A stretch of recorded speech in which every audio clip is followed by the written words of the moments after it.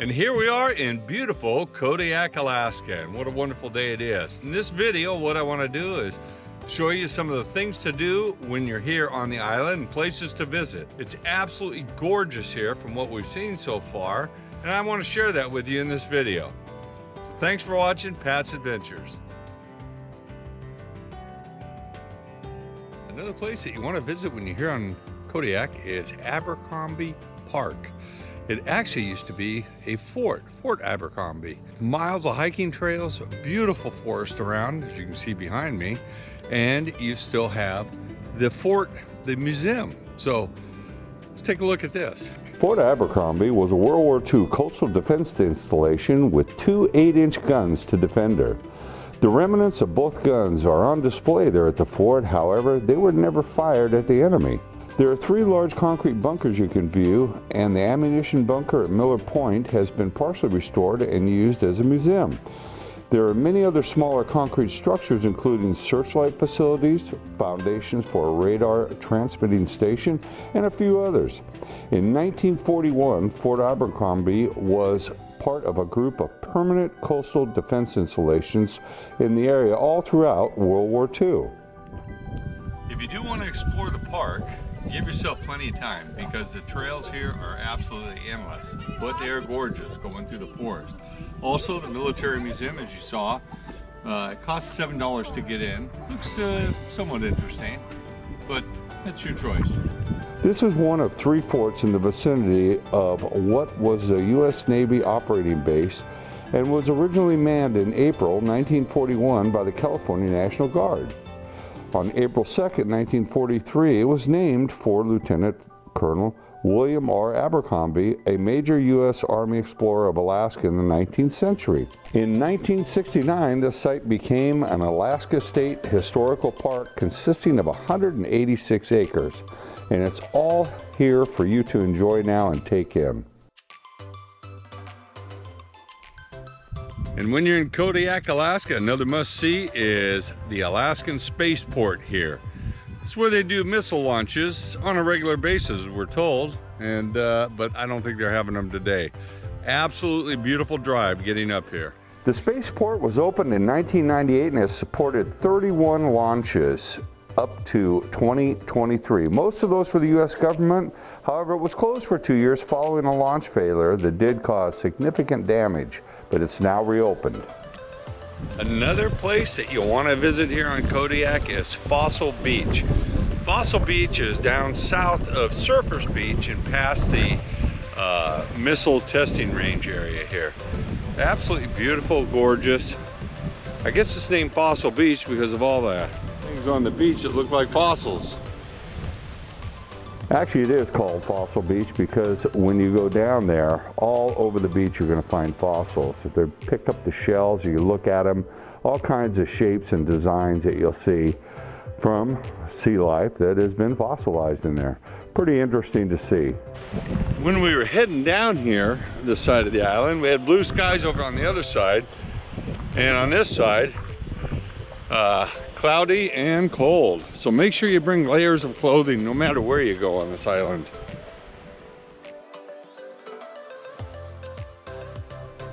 Another spot that you'll want to visit when you're here on the island is Surfers Beach. They got some good wave activity out here. No day, a little bit dreary. Worth coming down here to take a look at. Way down south on the island. Down by the... Although the day when we filmed this was not the most beautiful day, low and cloudy, they do have gorgeous days here, as you can see by some of these photographs. And it is a very, very popular spot for the surfers to come down and enjoy. Worth taking a look at also. Another place that you'll want to visit when you're here on Kodiak Island is White Sands Beach. This is on the opposite end, the northern end of the island. It's absolutely gorgeous up here also. They have hiking trails. There's several of them here that you can take. And just have a nice stroll on the beach down here. We'll go take a look at it. We were given a tip by the locals to go take a look at this, and it was really a pleasant surprise. When I say there are hiking trails down here, there are, and you can just have some beautiful hikes. We went on a few short ones just to check out the area, but it was absolutely lovely. The beach area out here is really, really nice, and there's a lot of wildlife you're going to hear when you're down here.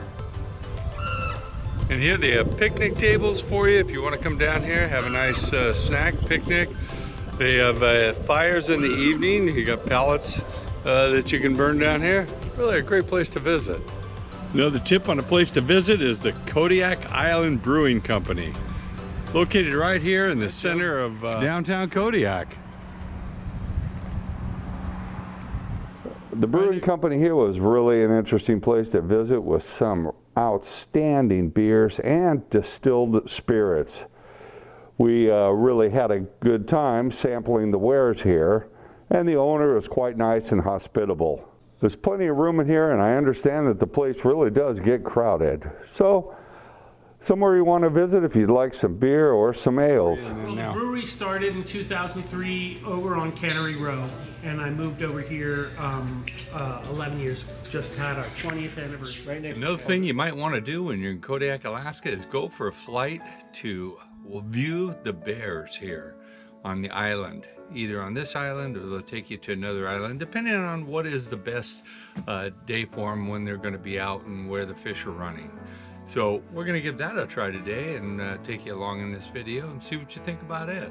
We looked at a number of flight operators, and Seahawk Air has some of the best reviews we'd ever seen. Our pilot was Roland, and it turned out he had over 30 years of experience flying up here in Kodiak. That experience really showed as we taxied on the smooth water, slowly adding power to the aircraft until we gently lifted off. And probably one of the best parts of the trip was the flight itself. Having the opportunity to see Kodiak from the sky and realizing how truly beautiful it is. Kodiak Island is mountainous and heavily forested in the north and east, but fairly treeless in the south. The island has many deep, ice-free bays that provide sheltered anchorage for boats. The southwestern two-thirds of the island is part Kodiak National Wildlife Refuge. The endless lakes and streams are wild, remote, and stunningly beautiful. And I can see how Kodiak gets its name, the Emerald Isle. All right, we just landed here at Fraser Lake. We're going to be heading down about a 20-minute walk to go take a look at those bears. Should be a beauty. This is what our walk looks like, heading up to where the bears are. A little bit buggy. Roland had picked this particular spot today because the bears would be plentiful, and we would probably be the only ones there. His wife Jo was already there, and she would be our guide for the day. I have to admit that I anticipated only seeing a few bears, and what a surprise we were in for when we finally came to our spot by the river. We might as well have named it Bear City because they were everywhere and they were big. Kodiak brown bears are famous for their large size, thanks in part to the abundance of salmon and other marine-based foods. I'm told they evolved into a distinct subspecies from the mainland brown bears, having been isolated on the island since the last ice age, or about 12,000 years ago. A rich variety of vegetation, salmon, and berries provide an ideal habitat for these bears, and their population has flourished. Approximately 3,500 animals are estimated to live in the Kodiak Island, and many found within the boundaries of the Kodiak National Wildlife Refuge and surrounding areas. I have to say, while you're sitting there watching the bears, the one thing that you're never ever going to get tired of is watching the cute little cubs that are accompanying their mama all around. And there were a number of cubs on this particular trip, and they stayed right with mama, and it was very obvious that mama was very protective of them also. So I was just hoping none of them would get curious and come up and want to see what we're doing and have the big one follow, because we'd surely be in trouble. We looked around, we saw a cave up above us, and there was a little sleepy bear up there just lounging around. No doubt his or her stomach filled with salmon, and it was just going to be nap time. Pretty neat to see.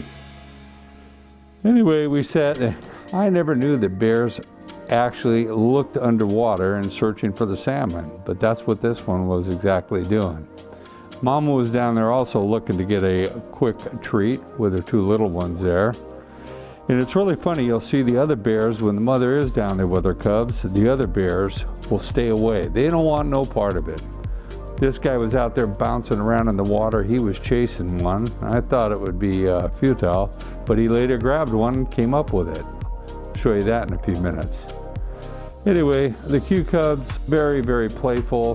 They rolled around a little bit, and then they decided it was fight time, and so they gave it a quick go, play fighting with each other. Again, very cute to sit there and watch. We were all having a great time, and then this big one decided he was a little bit curious about us. He slowly worked his way up, getting closer and closer, and trying to be real sly about it. I'd see him, he'd walk over into some of the bushes or the higher grass and come back out and move a little bit closer each time. I have to say, I was starting to get a little bit alarmed, and I told our guide, maybe should we move or what should we do? It finally got to the point she said, well, we're gonna have to stand up and try to intimidate him, or we will intimidate him. So he goes on his way. So we sat and waited, and finally when he got just a little bit too close, we decided it was time to stand up, kind of wave our arms a little and make some noise. He got the message and he decided it was time to leave.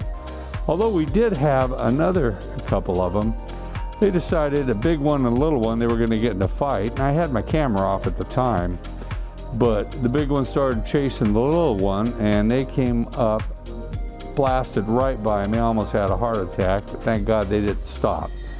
The bigger one turned around, went back, because apparently she had made her point. So that was definitely an adrenaline flow. So here's this guy, he was still out there hopping around in the water, as you saw earlier. He is bound and determined he's gonna catch that salmon no matter what it takes. I said, there ain't no way it's gonna happen. He dove underwater, and the next thing you know, he has a mouthful of salmon and he's ready to start his snack. Pretty amazing, they're good fishermen. He got up there on the hill and just sat and enjoyed himself until it was time to go down and get another one. Now this guy, he'd got his, and he just decided to sit out in the water and enjoy it himself and just take in all the sights and sounds. His buddy decided to come over and ask for a bite, just one small bite, and that was not gonna happen. He just put it back underwater, totally ignored the other guy, and just went on feeding his own face. We had a couple other come on by, Big Mama and her cub. Well, it was about time to end, so we started our walk back to the plane. Well, that was one heck of a day watching the grizzly bears feed here. Again, that is a once-in-a-lifetime experience, I have to say.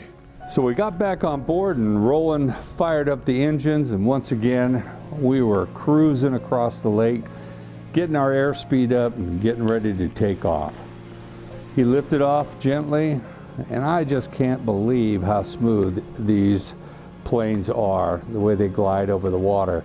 But this time we went a totally different route. Instead of going back the way we came, we went back around the mountain and down through the valleys. The views absolutely spectacular, just like when we came down. It was a lengthy flight, but we finally were descending back into the town of Kodiak, and we had another aircraft behind us, or he decided to do a high-speed run over the water so we'd get up way ahead of the aircraft that was behind us. You can see we were scooting along just above the water, skimming in, and then finally it was time to shut down the engines and we pulled into the dock.